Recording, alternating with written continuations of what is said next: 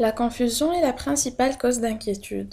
La plupart de nos soucis peuvent être résolus par l'application d'une simple analyse en 3 étapes. Cherchez les faits au sujet de la cause qui vous inquiète, analysez ces faits, prenez une décision sur ce qu'il faut faire. Une fois les faits analysés et que vous avez choisi un plan d'action, vous ne devriez plus revenir à la phase d'analyse. Se soucier du passé ou du futur est complètement inutile. Vous devez uniquement vivre dans le présent.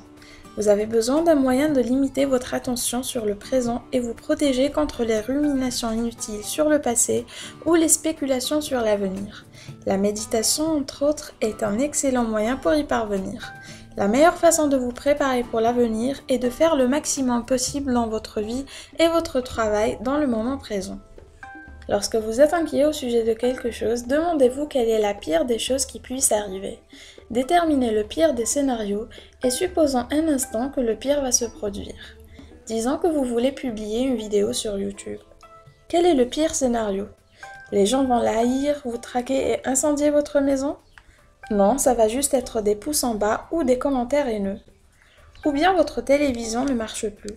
La réaction normale serait d'être en colère et de s'apitoyer sur son sort. Mais quel est le pire scénario? Vous allez passer 2 ou 3 jours sans télévision, le temps de la réparer, et pendant ce temps, vous pourriez faire de la lecture, faire une activité physique ou avoir plus d'heures de sommeil. Est-ce que ça mérite toutes ces émotions négatives qui vous affectent sur tous les plans et à long terme? Très probablement, le pire scénario n'est pas si terrible et il est fort probable que vous pourrez vous en sortir. Le ressentiment envers vos ennemis ne fait que leur donner du pouvoir sur votre sommeil, votre appétit et votre bien-être. Ça ne les affecte aucunement. Disons que vous êtes très en colère contre une personne.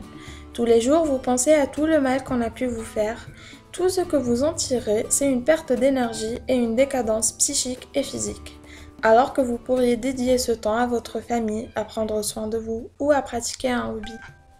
Lorsque nous effectuons des actes de bonté, nous le faisons souvent dans l'attente d'une reconnaissance.